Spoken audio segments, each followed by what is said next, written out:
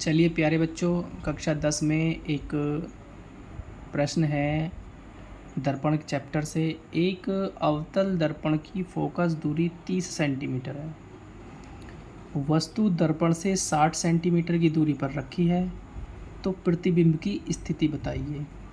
देखिए, दर्पण की जो फोकस दूरी होती है उसको हम किससे प्रदर्शित करते हैं? स्मॉल f से। ठीक है। अब चूँकि अवतल दर्पण की फोकस दूरी नेगेटिव होती है, इसलिए माइनस का कितना हो गया? 30 सेंटीमीटर। ठीक है। और वस्तु से जो दर्पण की दूरी होती है उसको प्रदर्शित करते हैं हम स्मॉल u से। तो u बराबर 60 सेंटीमीटर है, पर चूँकि वस्तु की दूरी भी दर्पण अवतल हो या उत्तल दोनों में होती है नेगेटिव, इसलिए ये माइनस हो गया। अब आपको किसका मान निकालना है? v का मान निकालना है, जिसको हम प्रदर्शित करते हैं प्रतिबिंब की दूरी से। ठीक है। तो हमने दर्पण सूत्र पढ़ा है, दर्पण सूत्र होता है 1/f बराबर 1/v प्लस 1/u। अब हमको किसका मान निकालना है? 1/v का। तो हमने कर दिया 1/v बराबर 1/f माइनस 1/u। ठीक है। अब हमारे पास 1/f का मान कितना था? -30 माइनस, और u का मान कितना था? -60। अब इस माइनस को हम ऊपर कर देते हैं तो -1/30 हो गया, और ये माइनस की माइनस में गुणा होकर क्या हो गया? +1/60। अब देखिए 30 का और 60 का जब आप एलसीएम निकालते हैं तो कितना आता है? 60 आता है।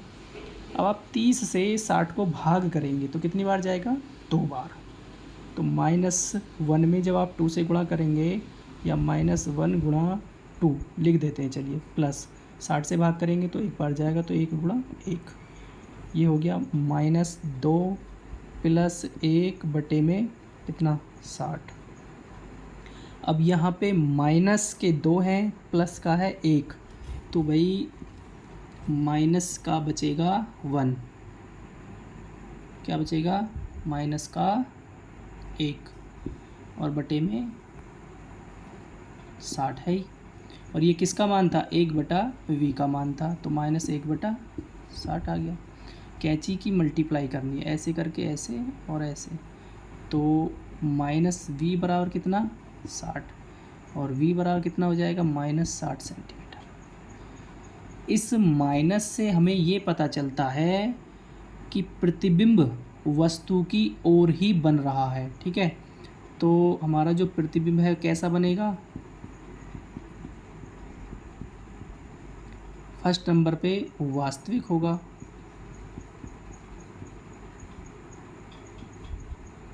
कोमा उल्टा, और वस्तु की ओर